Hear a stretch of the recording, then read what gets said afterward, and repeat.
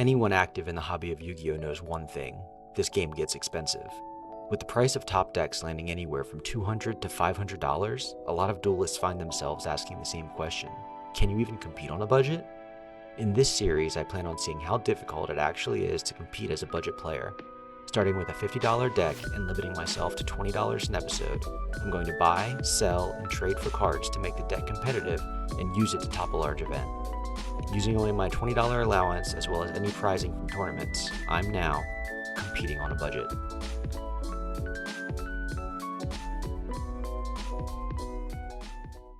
What's up, guys? Welcome back to Competing on a Budget. I am currently on episode 2 of my Yu-Gi-Oh! Budget deck journey. If you didn't see episode 1, I would definitely say go back and give that a watch. It was a banger. Before we go to locals tonight, I've got $20 to spend on this episode. I decided to spend it on 4 packs of the 25th Anniversary Rarity Collection. This set was absolutely amazing for budget players, with reprints of Ash Blossom and Joyous Spring, Forbidden Droplets, Lightning Storm, countless other staples in 7 different rarities. I'm hoping that we can get lucky, pull some of those staples to add to the deck, or at the very least, pull a QCR for some trade bait. Why don't we go ahead and crack these packs open and see what we got. And here we are, 4 packs of the 25th Anniversary Rarity Collection. Let's see if we can't get lucky today and pull some of those staples to add to our deck. Crack open pack number 1. Maybe we get lucky, get a high rarity QCR for trade bait. Maybe a couple Ash Blossoms and Joyous Springs. First card, Ghost Trick Angel of Mischief, super rare. Ooh, and we pulled the QCR nib in the first pack. Wow, you've got to be kidding me. This challenge is getting a little easier with every pack we open somehow. This is definitely up there in value. We'll see if we can find somebody willing to trade for it. Wow, that is absolutely crazy. Let's put this right up here so we can take a look at it. Oh, and then an Alti Forbidden Droplet. Oh my goodness. I'm honestly speechless. This is an insane way to start the episode. Both of these cards can go into the deck. Both of them also can be trade bait. Full Armor Photon Dragon and Ice Dragon's Prison. Another great staple, actually. This doesn't see as much play as it used to, but it's a very good trap card. We'll get into pack number 2. It's hard to imagine that we can honestly pull much better than this. Our luck has been pretty insane. First card, Alt Art Nightmare Unicorn. Very beautiful card. Next one is a QCR Time Thief Redoer.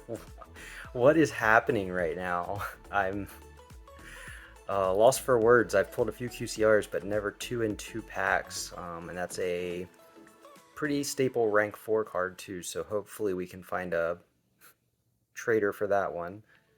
Oh, and the Imperm, another card we can add straight to the deck. We do not have Imperms yet. Amazing hand trap, absolute staple. Magician's Salvation, and then a super rare Time Thief Redoer. Wow, this these pack openings are insane. I never have this kind of luck, honestly. Pull open pack 3. Alpha the Master of Beasts. Honestly, not a bad sideboard card depending on the format. Another great reprint. Egyptian God Slime. I know a lot of people were really excited for this one. Secret rare. Dropped the price of the original down a good amount because it was pretty pricey. Ooh, Dark Law. CR. PCR Dark Law. A lot of people's favorite card. Hero players represent, I suppose. Tri-Brigade Revolt. Tri-Brigade's coming back. It's seen a lot of play in that Fire King deck. Last card of the pack. Dogmatica Punishment. Alright, we've had an insane opening so far. Let's see if we can get lucky one more time. Let's take a look. Last pack. Off the top. Blackwing Simoon. Our secret rare is Decode Talker Heat Soul. Great generic Link 3. As long as you have Cyburst monsters, this probably is in your extra deck. Another Decode Talker Heat Soul. There's the ultra rare. Cherubini, another good reprint. Last but not least, Inspector Border. Well, we definitely got our value out of this pack. 2 QCRs, Alti Droplet, Imperm. Yeah, we'll see. Imperm's definitely going straight into the deck. Nibs would love to have, but I kind of want to get rid of the QCR, so we'll see if we can find somebody to trade for it. I have some trades already lined up at locals today, so we're going to head over there and see what the deck looks like after the trades.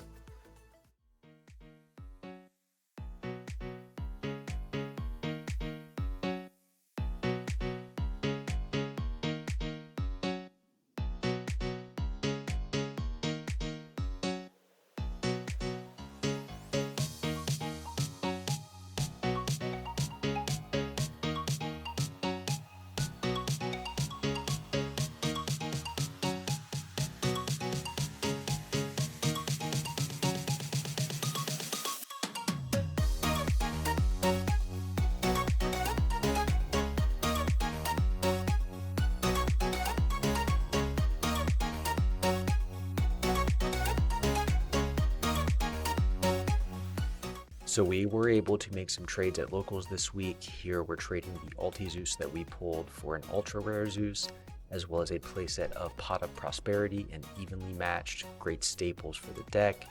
Later on at locals, we were able to trade that QCR nib we pulled as well for a handful of staples, as well as $25 to go towards the deck.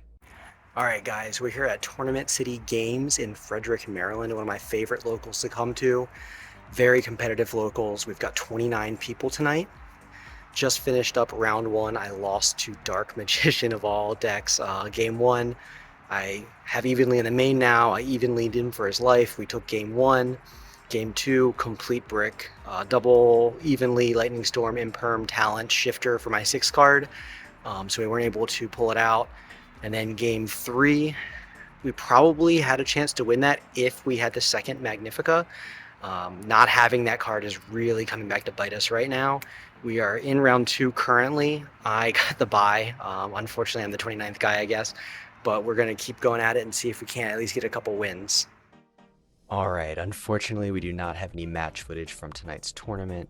It's a very big locals. There were 30 people there this evening. It's very official, and I did not get seated at any of the end tables, so I did not want to bust out the camera and try and move people around. What I'm going to do is go over rounds 3, 4, and 5 with you and show you some of the match footage that I got from earlier this week testing at the Tuesday night locals. Going into round 3 of tonight, I'm technically 1-1, but I'm coming off the bye and I lost to Dark Magician in round 1, so I was really hoping to get some wins under my belt to at least boost my confidence a little bit. In round 3, I got matched up against Mannadium, and then I won the die roll. I had a pretty standard Exosister hand. I ended with Magnifica and Returnia set. My opponent attempted to play through the board, but 4 banishes is really hard for Mannadium to play through, especially since their arrival has nothing in the graveyard to target to bring back. So after a few minutes, he decided to scoop. Going into game 2, he says draw phase. I activate Shifter. He takes some time to try and figure out exactly how he's going to play through that. Shifter is a very difficult hand trap for Mannadium to play through. He did his best, ended with the Synchro Samsara, I believe, and 1 card set. I start my turn. He had 1 point of interaction and unfortunately did not use it in the correct place, so I was able to go full combo, clear his board, end with Magnifica and Returnia set, and then he decided to scoop it up there. Going into round 4, we get matched up against Branded Chimera. My hand was something along the lines of Veiler, Mourner, Martha, and a normal summon, 1 other card, I can't remember what it was. The hand traps were enough to slow them down, and then on my turn, I was able to get to Magnifica. In this particular matchup, however, I prioritized getting Vadis instead of Returnia since they touch their graveyard so much. I clear his board, pass turn to him, and then when he attempted to pull cards out of his graveyard, I used Vadis. That got me to a Sophiel and Gabrine, which was enough to shut down his turn, and then we OTK'd him on our next turn. Game 2, I opened Shifter again in the draw phase, and they just weren't able to play through it at that point. He scooped it up pretty quickly. We took that match 2-0. So round 5 was last round of the night, and we got matched up against Branded Chimera again. I lost the die roll and opened up double Mourner. Unfortunately for him, he had a Called by the Grave, so we were not able to really interact with him on his turn, He set up the full Branded Chimera board. I attempted to play through it, but I didn't really have anything, so I scooped it up pretty quick. Game 2, I go first, and he attempts to Ash my Martha, but I did have the Called by the Grave for his only interaction. So I ended up going full combo, and again prioritized Vadis in this matchup specifically for his turn, attempt to shut him out of the graveyard. When he attempted to move cards out of the graveyard, I activated Vadis, exeased into Sophiel and Gabrine, and he scooped it up pretty quick after that. Game 3 was really interesting because he attempted to Dark Barrier Statue lock me. I had opened up 3 different hand traps, and one of them was actually a Ghost Spell I had sided in. So when he passed turn to me, he attempted to summon the statue from grave, but I belled it. At this point, he only had 1 monster on board and 1 card in hand, and his graveyard was not set up well because he invested so much into the barrier lock.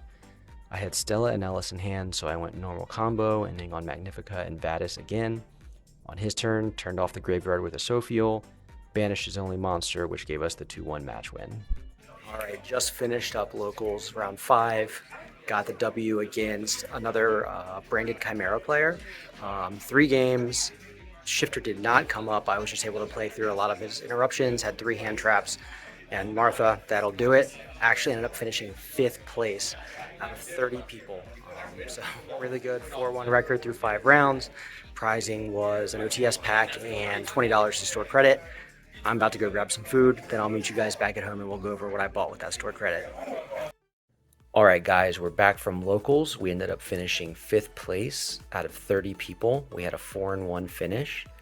The deck performed really well tonight. I'm just going to do a quick rundown of this version of the deck as we played it tonight. That includes the trades we were able to make at locals. So first, we're going to go over the main deck. We have 3 Martha, 3 Ellis, 2 Stella. This version has 1 Sophia because we were able to get our hands on Prosperity, and Sophia's draw conflicts with Prosperity a little bit. 1 Irene, 3 Pax. We're down to 1 Vadis and 2 Returnia this time. Having the extra banishes are a lot nicer than Vadis for the follow-up. For our Spirit package, we're still playing 2 Aritama, 3 Sakitama. Now some additions, we were able to get our hands on 3 Pot of Prosperity. That helps with our consistency a lot, especially since this version is playing a lot of going second cards. We have the 1 Triple Tactics talent that we were able to pull, Called by the Grave. And for our hand trap lineup, 3 Dimension Shifter, 3 Ash Blossom we were able to pick up, 3 Ghost Mourner Moonlit Chill, 1 Veiler. The reason we're playing Ghostlit over the Veilers at this point is because if we do Shifter, we can still use Mourner under Shifter, whereas Effect Veiler gets turned off. So you're trading not being able to hit the normal summon for at least being able to activate something under Shifter. We have the 1 Infinite Impermanence that we pulled in our packs, and then we're main decking 3 evenly matched. This deck needs blowout cards to do well, and this is a blowout card, so we went ahead and put that in the main deck. For the extra deck, we were on the 1 Magnifica, 3 Michaelis, 3 Caspitel, 2 Sophiel, 3 Gabrine, 1 Zeus, a Time Thief Redoer, and a Nightmare Unicorn. These 2 and then the extra Gabrines and Sophiels were there mainly as Prosperity targets, so that way I could activate Prosperity and actually dig with it. And then for this tournament, we actually did have a side deck. We were able to pick up some side deck cards and move some stuff out of our main deck into our side deck. We have 3 Dark Ruler No More, 2 Lightning Storm, 2 Forbidden Chalice, 3 Ghost Bells. This actually came up clutch in our last match. 3 DD Crow, and 2 Effect Veiler. That's it for the deck as it stands now. We're going to do some more trading and keep working on the deck. Now we'll go ahead and jump into the prize packs for this tournament. Prizing was $20 in store credit as well as 2 OTS packs. So for our OTS packs, for entry we got 1 OTS 22, 1 OTS 23. For prizing, we got another OTS 23. And with our $20 in store credit, we decided to buy the second Magnifica for the deck. We've been playing with only 1. It's worked out for us, but it's really hurting us on our turn 3 after we go first. Not being able to get to another Magnifica, we kind of have to try and end the games early. definitely came up in round 1 of this tournament, so we went ahead and spent the $20 on the second Magnifica for our deck. This is going to help a ton. Now let's crack open these OTS packs and see if we can't get anything for trade bait. I do not believe there's much in these packs that we're actually going to want to add to the deck, but maybe we'll get lucky, pull an ulti. Our luck's been pretty good so far this series, and be able to trade into some more cards that could help the deck. So first pack of OTS 23, we have a Motorbike, Supreme King Gate 0, TGXHL. Now we'll crack into the OTS 22. I cannot remember what the ultis are in 22. I can't remember if Big welcomes in 22 or 23. It doesn't matter because it seems like we got a super rare anyway. Horn of Oliphant, Power Tool Mecha Dragon, Morphtronic, Remoten. Last prize pack for this tournament and this episode. OTS 23. Take a look. Labyrinth, Stovey Torby, Snowbird's Calling, and a DD Crow. We already have crows in the deck, so can't add that. Not much trade bait. Not very lucky with our OTS packs, but we've been extraordinarily lucky so far with our packs as it is, so we'll take it. We have the second Magnifica finally, ready for episode 2. I will see you guys next week.